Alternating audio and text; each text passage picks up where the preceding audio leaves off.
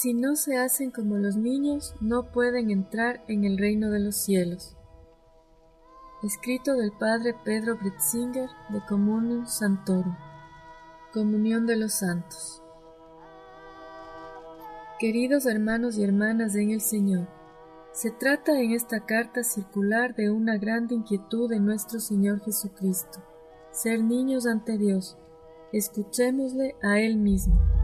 En aquel tiempo Jesús llamó a un niño, lo colocó en medio y decía: Amén, les digo, si no se convierten y se hacen como los niños, no podrán entrar en el reino de los cielos.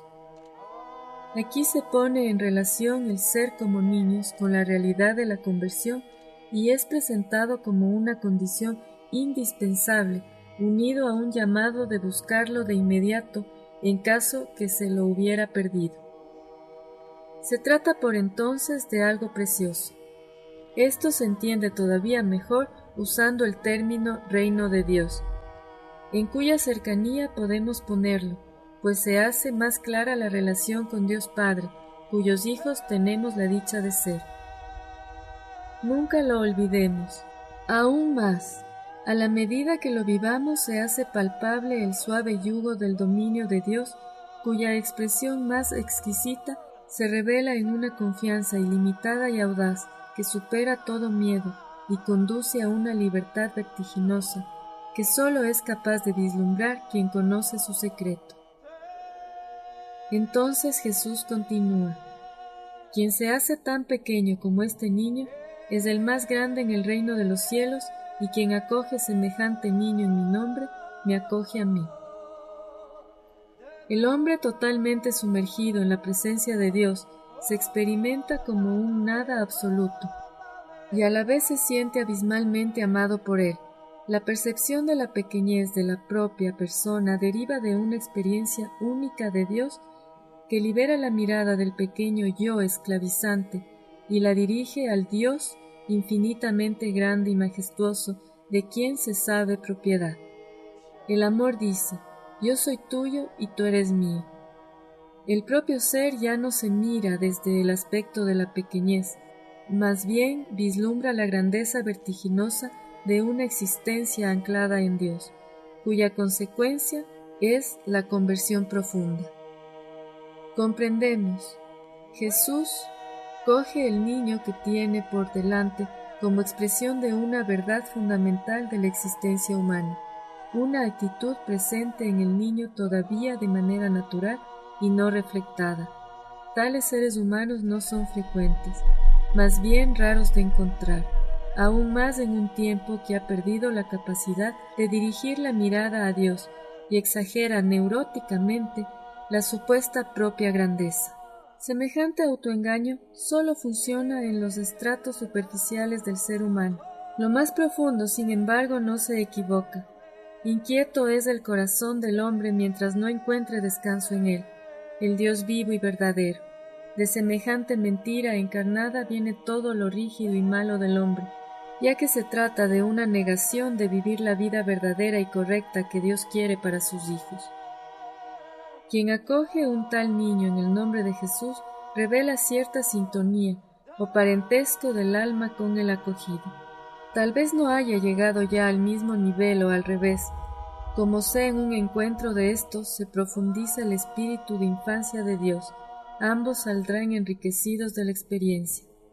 Ahora Jesús dice también: quien escandaliza a uno de estos pequeños que creen en mí, mejor se les pusiese una piedra de molino al cuello y se les hundiese en las profundidades del mar. Infancia de Dios renuncia a todas las seguridades humanas, lo cual la hace vulnerable y le otorga carácter de víctima. Tales seres humanos son realmente corderos de Dios, destinados a la matanza. La furia del mundo se vuelca hacia ellos, aún más cuando se entregan sin resistencia dispuestos a morir, a sabiendas de que Dios les hará justicia. Ay de aquellos, sin embargo, dice el Señor, que poseen la osadía de tocar semejantes vidas, se meten directamente con Dios, y su fin resulta que fuera mejor que nunca hubieran nacido, porque lo que les espera es el pavor que les atormentará para todas las eternidades. Salmo 8. En boca de los niños, los que aún maman, dispones baluarte frente a tus adversarios, para acabar con enemigos y rebeldes. Dios no necesita un ejército para vencer a sus enemigos. Lo más débil y vulnerable que se une a Dios es más fuerte que todos los poderes del mundo. Salmo 131. Como un niño amamantado con su madre, así está mi alma dentro de mí. Un niño amamantado es feliz, sin deseos, no quiere más. La sensación de felicidad va en aumento desde la cercanía de la madre que proporciona protección y seguridad, además tratándose de un ser que prefiriese morir antes de que suceda algo al pequeño confiado a ella. Isaías 9. Un niño ha nacido, un hijo se nos ha dado. El poderío está sobre sus hombros, consejero de maravilla, Dios fuerte, Padre en eternidad, príncipe de la paz será su nombre. Aquí se encuentra lo divino con lo humano en la figura del Mesías. Como hombre comparte con nosotros la impotencia del humano. Como Dios le es dado todo poder en el cielo como en la tierra. Su divinidad lo arrancó de las garras del abismo y recuperó la creación lastimada por el pecado. Todo eso se dice del divino niño en la fiesta de Navidad, y cuya vida se desarrolla en vulnerabilidad desde el inicio y culmina en la muerte en cruz. Pero a la final se manifiesta que la impotencia de Dios es más poderoso que todo poder del mundo.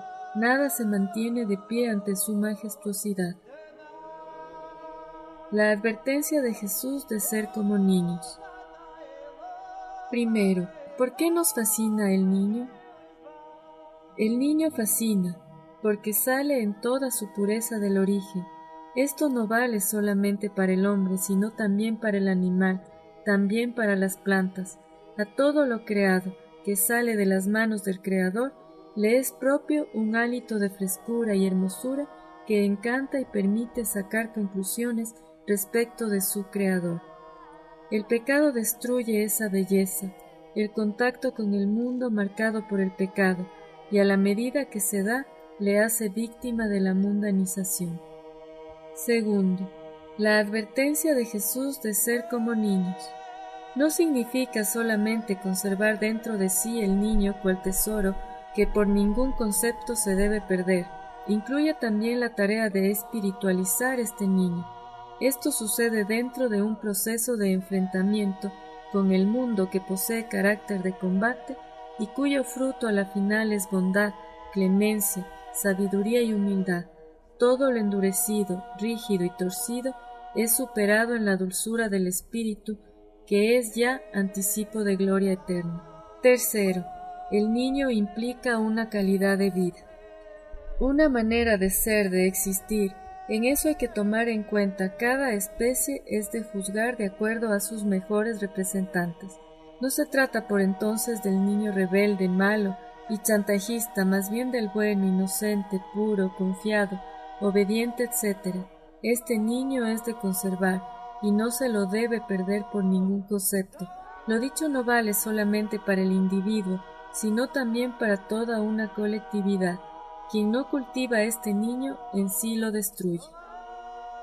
Cuarto, ser niño significa ser niño de un padre. Como cristianos creyentes sabemos que se trata en la vida espiritual de la paternidad de Dios. Se permita la advertencia, para quien Dios no es padre se le esconde el secreto del niño dentro de sí. La negación deliberada de Dios conduce a la negación de la vida, es enfurecerse contra la vida. Todos que me odian aman la muerte. Sabiduría 8:36. Quinto, esta generación ha matado el niño dentro de sí, lo cual tiene consecuencias contundentes. Se ha hecho endurecida, mala y perversa. El término niño está aquí por todo lo vivo, incluso la multiplicidad de las especies, tanto de la flora como de la fauna. Por encima de todo, sin embargo, el hombre, cuya dignidad es pisoteada, en términos generales, pero sobre todo en el niño. Esta actitud tiene carácter suicida. Se trata de una verdadera autodestrucción. Lo deriva también de lo siguiente. En alemán la expresión aparentar viejo significa ya no saber más qué hacer, haber entrado en un callejón sin salida. Pensemos en un escarabajo que cayó con las patas para arriba y mueve angustiosamente sus patas para todo lado y aún así no logra ponerse a la altura sin ayuda ajena. Es esto exactamente la situación del hombre de hoy, por lo que es acertado en advertir que sin Dios, el hombre y la humanidad aparentan viejos. Quien mata al niño en sí se hace viejo, no en el sentido de una ancianidad digna, venerable, fructífera, que es capaz de repartir los frutos exquisitos de una vida lograda. Más bien se hace senil y rígido.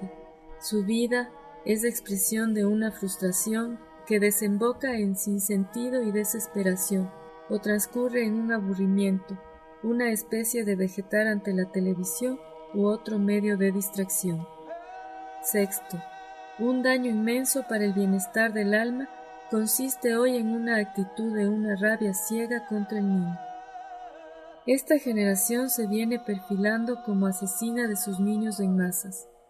El martirio de los niños comienza en el vientre materno.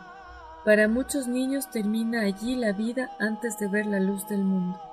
En caso que se les es dado de nacer, su sufrimiento comienza tarde o temprano, pero demasiado frecuente con seguridad. Muchos niños no son deseados.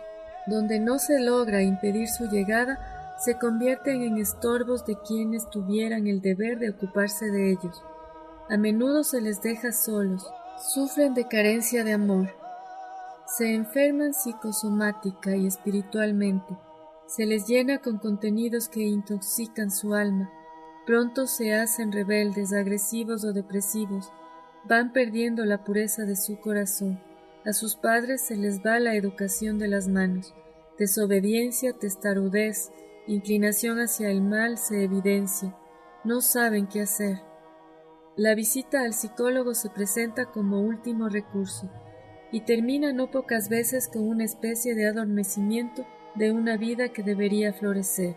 Niños y jóvenes se convierten en zombis, seres pálidos que deambulan como sombras en quienes casi ya no hay vida.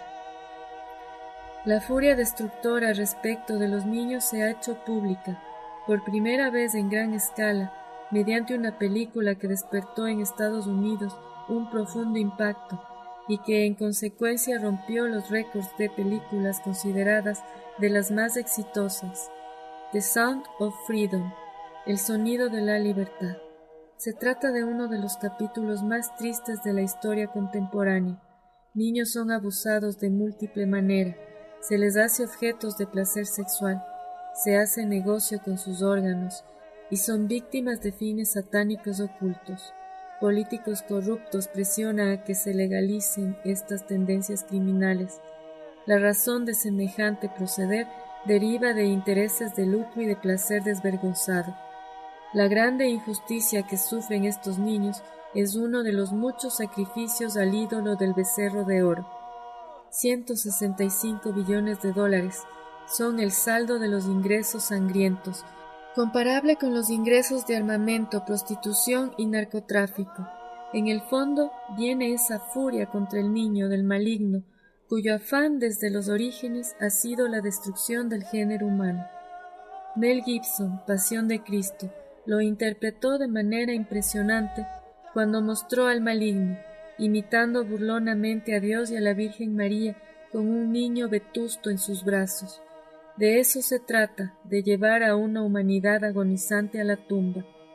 Se podrá ver tal vez en este niño vetusto a las sociedades de Europa, China, Japón y Estados Unidos, ya que ellas han matado a sus niños que ahora les hacen falta para el funcionamiento correcto de sus respectivas sociedades. Mientras que América Latina, más todavía África, se han conservado algo de este ser niños, hecho sin embargo que permite la pregunta ¿hasta cuándo serán capaces de resistir a las tendencias corrosivas globalizantes que acosan cada vez más con métodos de chantaje y presión para llevarles también a ellos a matar en sí el niño? Séptimo, miremos ante este trasfondo los mensajes de María a lo largo de los siglos. Entonces comprendemos, Dios nos ha dado una madre que nos considera a sus queridos niños. En Medjugorje la Virgen se dirige a los creyentes como queridos niños. No se trata aquí de seres humanos que ya han llegado a lo que se les llama, más bien todos son invitados a hacerlo y reciben de María las instrucciones correspondientes. Es una revelación de la identidad del ser humano. Su vocación más profunda consiste en ser un niño ante Dios. La importancia de su verdad está a la mano en un tiempo que sufre una crisis de identidad que no se ha dado hasta hoy en toda la historia humana y cuya expresión más evidente se manifiesta en la confusión de géneros. De ahí resalta una gran verdad: el hombre no se puede entender sin Dios. Todo esfuerzo de interpretar la existencia humana por cuenta propia termina en un gran fracaso e implica sufrimiento sin parar en un clima de hastío, odio y frustración. Octavo. Miremos ahora el divino niño en brazos de su bendita madre. El pequeño niño Jesús en brazos de María testimonia a los miembros siempre renovándose de la Iglesia que en Cristo participan a la vida eterna. Significa vida que nunca se desgasta, más bien brota continuamente de la vida del Dios uno y trino. ¿Cuáles son sus características?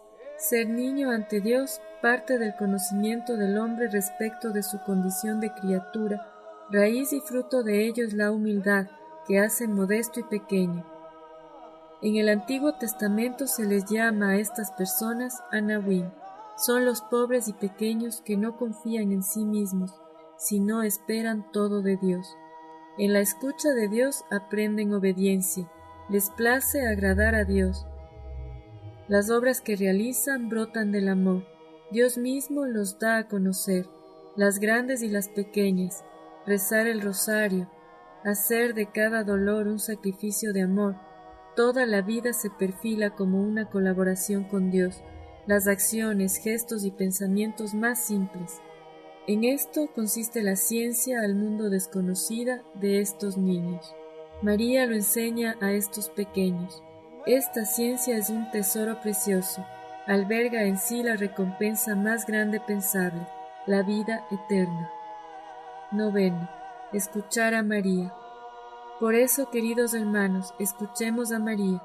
Ella desea enseñarnos ser niños ante Dios, para así recibir de sus manos al niño perfecto, modelo de todos los niños del mundo, Jesucristo mismo, nuestro Señor, que es camino, meta y recompensa de toda existencia humana. Donde sucede esto, se aquietan las tormentas y se mantiene la paz en las tormentas, hasta que la vida desemboque en un dulce olvidarse de sí mismo, para encontrarse en Cristo y ser de Él para siempre. Que esta gracia nos sea dada con la bendición de Dios, por intercesión de María, de San José y de todos los ángeles y santos. Amén. En su amor, Padre Pedro.